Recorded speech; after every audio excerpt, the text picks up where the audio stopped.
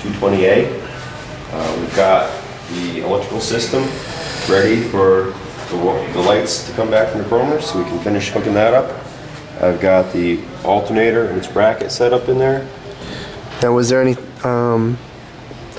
wasn't there some work that you had to figure out with that? Yeah, that is not the actual Mercedes generating system that the car would have had originally, because the car had no generator when it came here. We've set it up with a modern single wire 12 volt alternator, and it's going to power the 12 volt starter that the car has, so it will crank well, and the 12 volt alternator is it will be charging two 6 volt batteries that are in series, so the car can still have everything run off of 6 volt that it needs to run off 6 volt, and if the customer wants to put any modern accessories like a radio or anything in that, he can run that off of 12 volts. Oh, so you're getting the luxury of almost like a 12 volt system. It is a 12 volt system, and the car will run off of one of the batteries for all the 6 volt accessories. And if they want anything 12 volt, they can hook up to the 12 volt side. We've got calling on line 1. Mark Diamond calling on line 1. The convertible top frame is there. The 12 volt system is going to be more reliable and less maintenance than a 6 volt system, the charging system that the car would have had originally. The car will have everything that it originally had to run off of 6 volts, with the option for the customer to add anything 12 volt that they want to use. We've got the brake system fully assembled and functioning. We've got the steering assembled and functioning. The heater lines are all run. We have to do the antifreeze lines still. We're waiting on the grill to get back from the chromer so we can put the radiator in the correct position before I start trying to make the hoses for the radiator to hook up. Okay.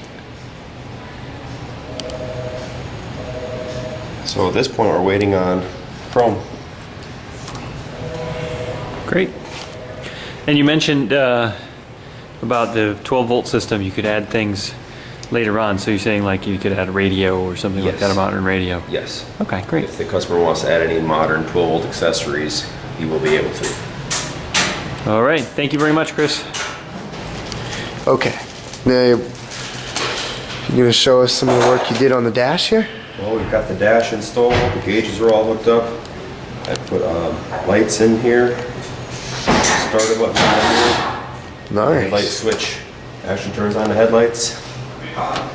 We are again waiting for the chrome for the shifter and the key from the chromer so I can finish putting the steering column in and the horn / signal switch.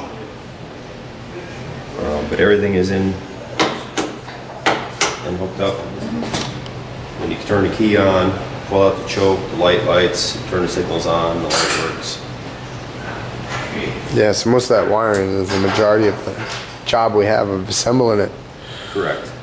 The door switches work to light the light under the dash. And now I know when you did all the wiring, you make sure that all the wires were good, and any ones that you found that were shot, you replaced them with new ones. Correct. And shrink wrap and everything like that. And then I've run a wire for the light that goes in the convertible top.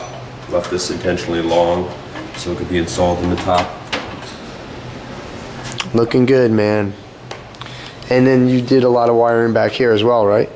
Yes, the wires are all run for the signals, the trunk light, the fuel gauge, and again we're just waiting on.